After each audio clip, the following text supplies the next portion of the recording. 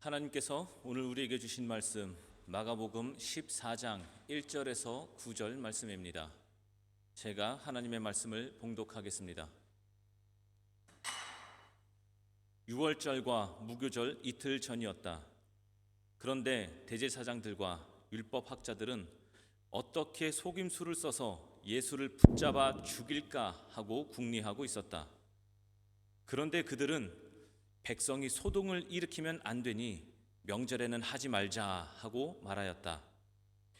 예수께서 베다니에서 나병 환자였던 시몬의 집에 머무실 때에 음식을 잡수시고 계시는데 한 여자가 매우 값진 순수한 나드 향유 한 옥합을 가지고 와서 그 옥합을 깨뜨리고 향유를 예수의 머리에 부었다. 그런데 몇몇 사람이 화를 내면서 자기들끼리 말하였다. 어찌하여 향유를 이렇게 허비하는가? 이 향유는 300데나리온 이상에 팔아서 그 돈을 가난한 사람들에게 줄 수 있었겠다. 그리고는 그 여자를 나무랐다. 그러나 예수께서 말씀하셨다. 가만두어라. 왜 그를 괴롭히느냐? 그는 내게 아름다운 일을 했다. 가난한 사람들은 늘 너희와 함께 있으니 언제든지 너희가 하려고만 하면 그들을 도울 수 있다. 그러나 나는 언제나 너희와 함께 있는 것이 아니다. 이 여자는 자기가 할 수 있는 일을 하였다. 곧 내 몸에 향유를 부어서 내 장례를 위하여 할 일을 미리 한 셈이다. 내가 진정으로 너희에게 말한다. 온 세상 어디든지 복음이 전파되는 곳마다 이 여자가 한 일도 전해져서 사람들이 이 여자를 기억하게 될 것이다. 아멘. 오늘은 사순절 마지막 주일입니다. 이제 우리는 고난 주간을 바로 앞에 두고 있습니다. 오늘 본문은 예수님의 십자가 사건 바로 직전에 일어난 장면입니다. 6월절을 이틀 앞둔 시점이었습니다. 6월절은 이스라엘이 구원받은 것을 기념하는 절기입니다. 하나님께서 이스라엘 백성을 이집트에서 이끌어내시고 가나안 땅까지 인도하신 것을, 그 은혜를 기억하면서 기념하는 명절입니다. 그렇다면 엄청 큰 명절이겠죠. 그래서 많은 사람들이 예루살렘에 모였습니다. 이 절기에는 이스라엘 전역은 물론이고 그 다른 지역으로 흩어져 살던 사람들까지 모두 다 모였습니다.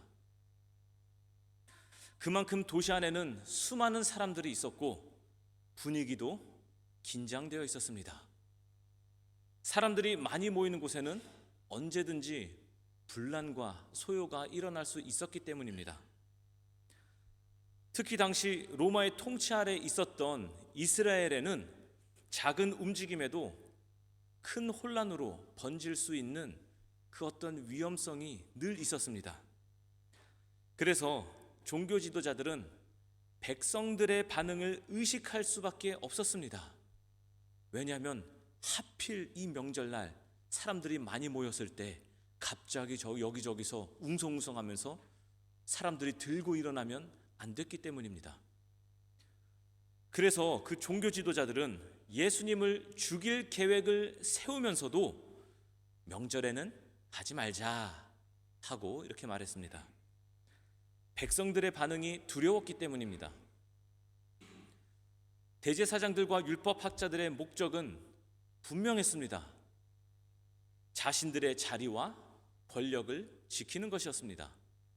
그런데 흥미로운 사실은 예수님의 곁에 있던 그 제자들도 비슷한 기대를 가지고 있었다는 것입니다.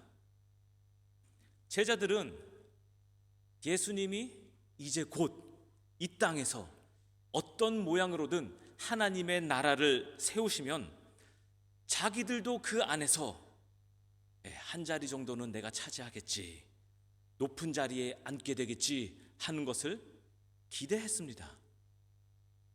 겉으로는 예수님을 따르고 있었지만 속으로는 여전히 자기 자리를 생각하고 있었습니다. 대제사장들은 권력을 지키려고 했고 제자들은 권력을 얻으려고 했습니다. 방향은 미묘하게 달랐지만 둘 다 중심에는 자기 자신이 있었습니다. 바로 이때 한 여인이 예수님께 나옵니다. 이 여인은 요한복음 12장에서 등장했던 여인인데요, 베드로에 살던 마리아로 소개됩니다. 베다니에 살던 마리아로 소개됩니다. 이 마리아는 예수님 발 앞에 앉아서 말씀을 잘 듣던 그 여인입니다. 그리고 자기 오빠 나사로가 죽었을 때 예수님 앞에서 울던 바로 그 여인입니다. 그리고 예수님이 죽은 나사로를 살리시는 것을 직접 본 사람이었습니다. 즉 마리아는 예수님을 오랫동안 곁에서 직접 보고 경험한 사람이었습니다. 그런데 이 마리아가 아주 값비싼 향유를 깨뜨려 예수님께 붓습니다. 오늘 본문에 이 향유의 값이 나왔는데요, 이 향유의 값이 얼마냐면 당시 노동자의 연봉에 해당하는 매우 귀한 것이었습니다. 연봉이요. 후덜덜하죠. 연봉. 그 당시 이 향유는 일반적으로 귀한 손님을 맞이할 때 사용했습니다. 그리고 왕을 세울 때, 왕에게 기름을 부을 때 사용하는 게 향유였습니다. 그리고 또 장례를 치를 때 사용하는 것이 바로 이 향유였습니다. 그런데 이 여인은 한 방울도 남기지 않고 예수님께 다 쏟아부었습니다.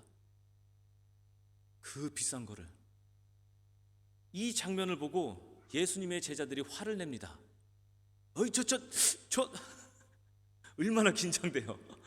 네? 오늘 본문 말씀에서 몇몇 사람들이 화를 냈다고 기록되어 있는데 마태복음에는 더 구체적으로 나와 있습니다. 누구였을까요? 이 화를 낸 사람, 예수님의 제자들이었습니다. 예수님의 제자들이 화를 냈다고 마태복음에는 더 구체적으로 기록되어 있습니다. 어찌하여 이 향유를 이렇게 허비하는가? 얼마나 긴장돼요. 그런데 예수님은 전혀 다르게 말씀하십니다. 이 여자는 내 장례를 위하여 할 일을 미리 한 셈이다. 같은 장면을 두고 예수님과 제자들의 시각이 완전히 달랐습니다. 왜 같은 장면을 보고 이렇게 전혀 다른 반응이 나왔을까요? 그 이유는 분명합니다. 무엇을 보고 있었는가의 차이입니다. 그 자리에 있던 제자들은 모두 같은 장면을 보고 있었습니다. 같은 향유를 보았고 같은 행동을 보았습니다. 같은 연봉을 보았습니다. 그런데 제자들은 이렇게 말합니다. 왜 이렇게 허비하는가?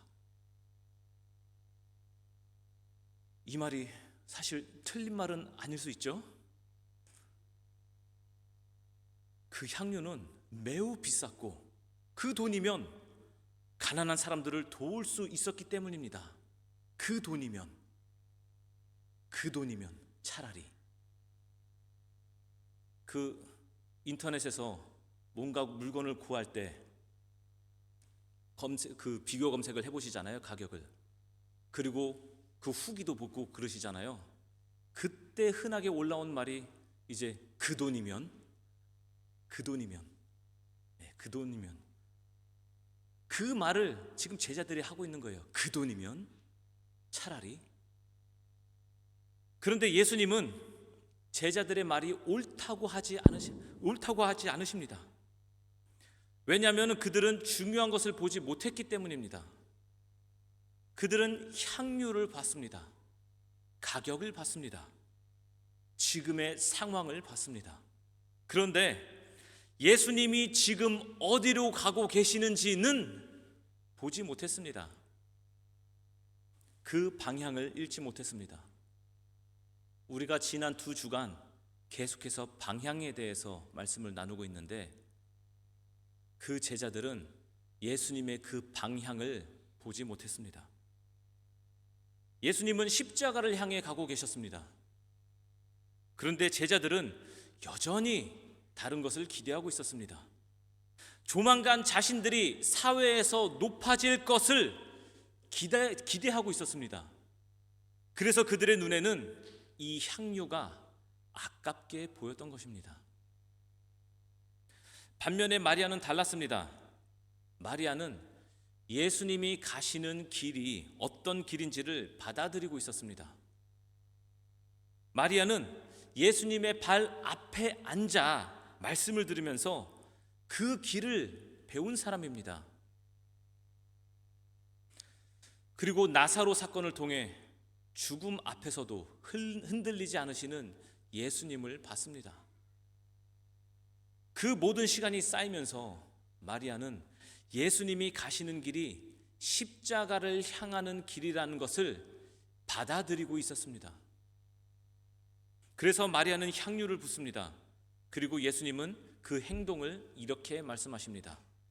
이 여자는 내 장례를 위하여 할 일을 미리 한 셈이다. 여기에서 우리는 예수님의 핵심 제자들과 마리아 사이에 아주 중요한 차이가 있음을 보게 됩니다. 제자들은 지난 3년 동안 같이 먹고 마시고 다니면서 말씀을 들었지만 그 길을 받아들이지는 않았습니다. 복음서에 기록된 것처럼 예수님께서는 3차례에 걸쳐서 자신의 고난과 죽음에 대해서 말씀하셨습니다. 그런데 제자들은 그게 듣기 싫은 거예요. 그 말이, 왜냐? 예수님이 죽으시면 안 되니까. 왜죠? 자기가 자리를 하나 꿰차야 되거든요. 마리아는 예수님의 말씀을 듣고 그 길을 받아들였습니다. 그래서 마리아의 행동은 단순한 헌신이 아닙니다. 예수님의 길을 받아들인 믿음이 삶으로 나타난 것입니다. 그 연봉에 해당하는 그 향유, 그것이 마리아의 믿음이 행동으로 나타난 것뿐입니다. 그 행동이 그저 그 향유로 나타난 것입니다. 마리아는 값비싼 향유로 그 길을 선택했습니다. 자신의 가장 귀한 것이고 쉽게 내어놓을 수 없는 것을 드렸습니다. 성인 남성의 노동 가치로는 1년의 노동의 시간이 그 향유에 들어있는 것이었습니다. 1년의 시간. 그런데 마리아는 그 향유를 그렇게 계산하지 않았습니다. 그냥 세상이 주는 그 가치관으로, 그 셈법으로 계산하지 않았습니다. 아깝게 여기지 않았습니다. 옥합을 깨트리고 한 방울도 남김없이 예수님께 다 쏟아부었습니다. 왜 그렇게 할 수 있었을까요? 예수님이 가시는 길이 어떤 길인지 분명히 알았기 때문입니다. 그 길이 십자가로 향하는 길이라는 것을 받아들이고 있었기 때문입니다. 그래서 마리아는 그 길에 맞게 자기의 삶을 내어드린 것입니다. 이것이 바로 선택입니다. 말로 하는 선택이 아닙니다. 생각으로 하는 선택이 아닙니다. 내가 붙잡고 있는 것, 내가 가장 소중한 것을 어디에 두느냐의 문제입니다. 그래서 마리아의 행동은 단순한 헌신이 아닙니다. 십자가의 길을 자기 삶으로 선택한 행동입니다. 그렇다면 우리는 어떻습니까? 우리는 무엇으로 그 길을 선택할 수 있습니까? 우리에게 마리아와 같이 향유는 없을 수 있습니다. 그러나 우리에게도 놓지 못하는 것이 분명히 있습니다. 마치 마리아가 향유를 생각했던 것처럼 나도 또한 그렇게 생각하는 것이 있습니다.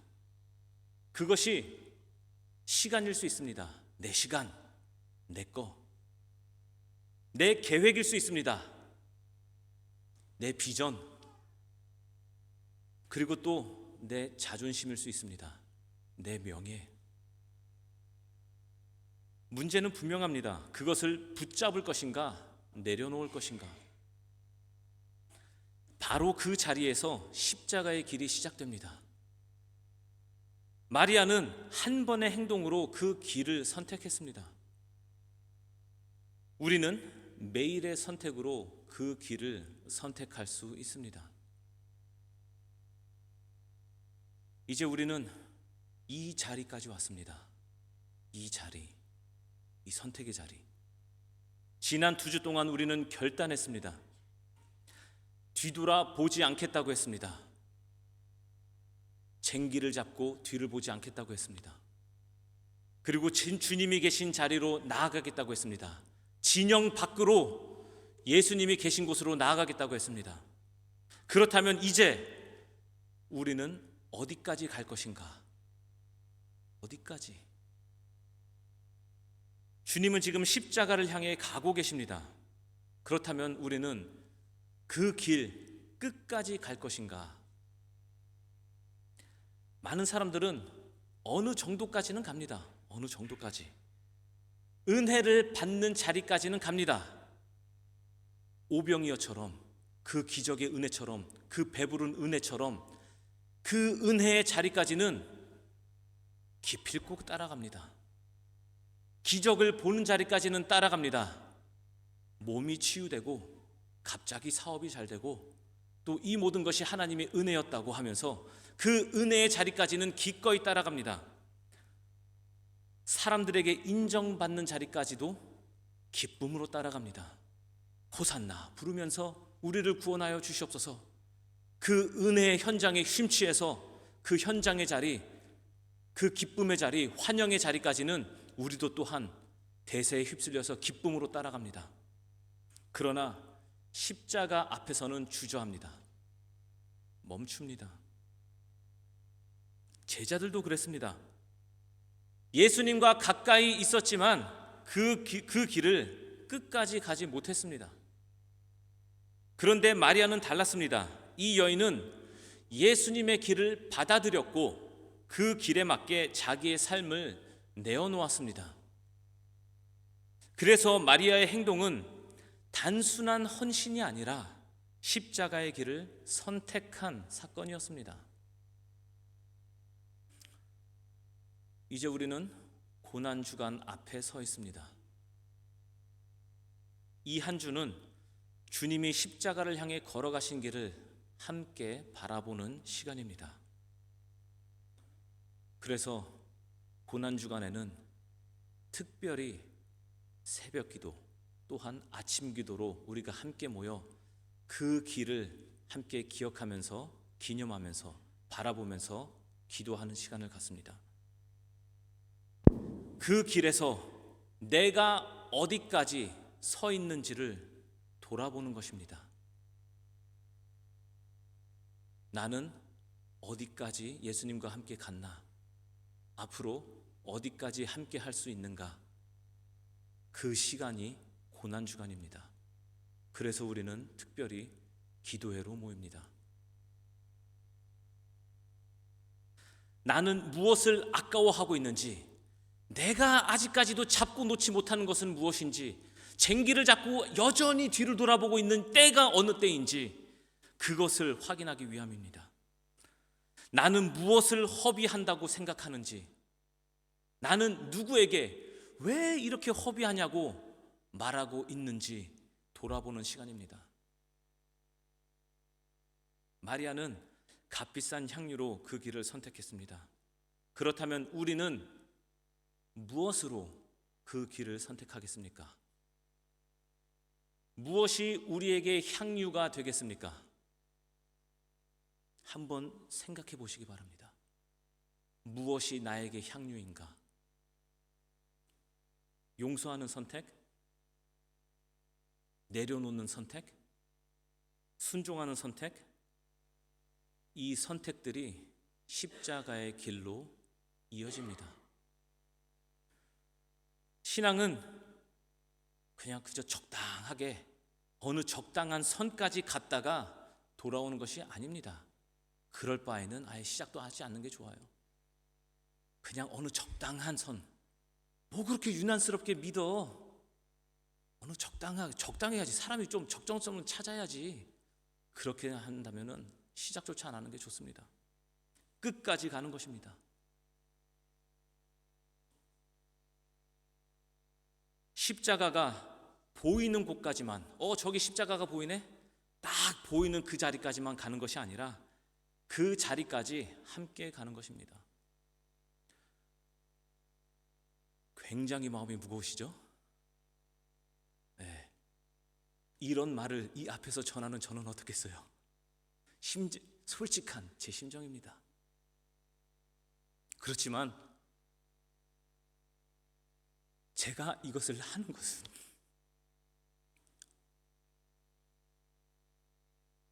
저에게 책임이 있기 때문이에요. 책임.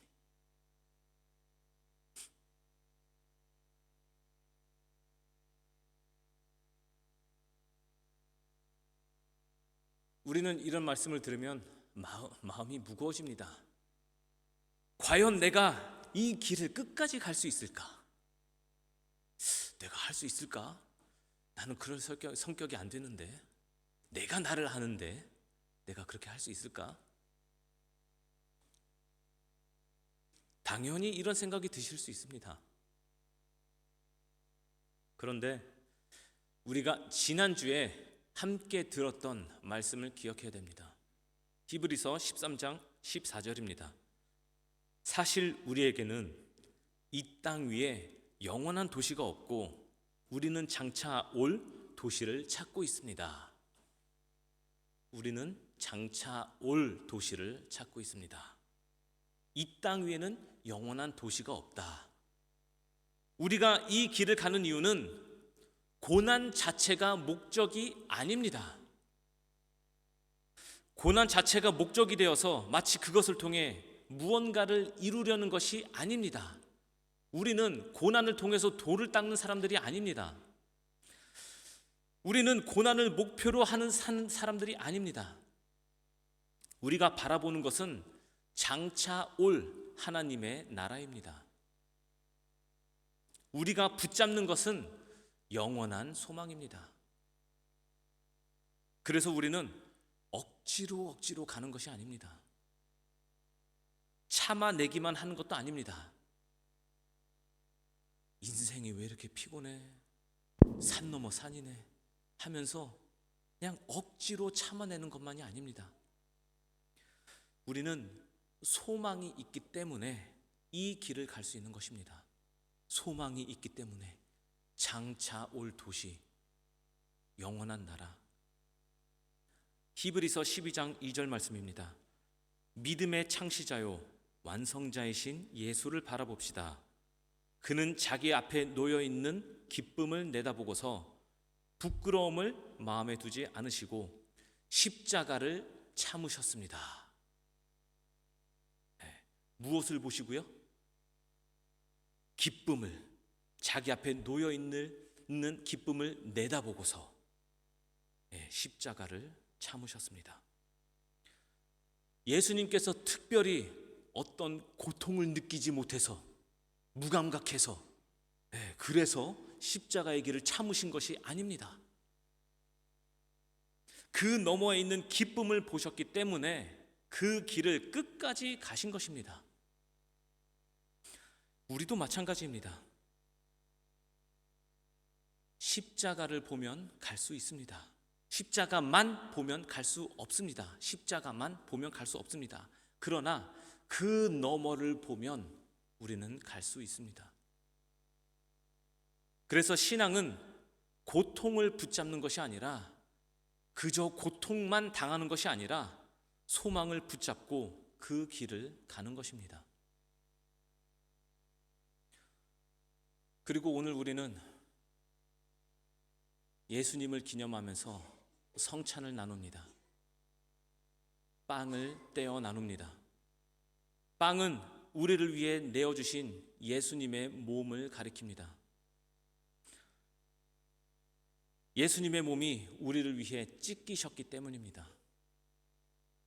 예수님의 몸이 쪼개진 것처럼 성찬식의 빵도 쪼개어집니다. 그래서 우리도 쪼개어 먹습니다. 성찬의 의미를 다시 생각해 볼 때 우리는 스스로에게 이렇게 묻게 됩니다. 나는 이 생명의 빵을 받아 먹기만 하는 사람인가? 아니면 이 생명을 따라 사는 사람인가? 예수님의 몸이 쪼개진 것처럼 우리의 삶도 나를 위해서가 아니라 주님과 이웃을 위해 나누어지는 삶이 되어야 됩니다. 우리의 삶도 그렇게 쪼개져야 됩니다. 우리는 지금 고난주간 앞에 서 있습니다. 지금은 우리 주님께서 십자가를 향해 가고 계십니다. 그렇다면 우리는 어디까지 가겠습니까? 십자가가 보이는 곳까지만 가겠습니까? 아니면 그 자리까지 함께 가겠습니까? 여러분은 어디까지 가시겠습니까? 십자가까지 선택하시겠습니까? 주님의 길을 끝까지 따르는 그 믿음이 우리 안에 있기를 바랍니다. 주님이 계신 자리까지 함께 나아가는 은혜가 우리 모두에게 있기를 축복하며 기도합니다. 기도하겠습니다.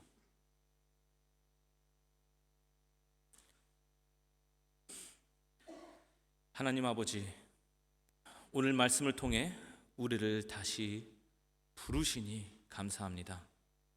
주님을 따른다고 말하면서도 어느 지점에서 멈추려 했던 우리의 모습을 돌아보게 하시니 감사합니다. 십자가를 향해 가신 주님을 바라보며 우리의 믿음을 다시 돌아보게 하옵소서. 붙잡고 있는 것들을 내려놓게 하시고 단순히 편한 길이 아니라 주님이 계신 길을 따라가게 하시고 매일매일의 선택 속에서도 순종하게 하옵소서. 예수 그리스도의 이름으로 기도드립니다. 아멘.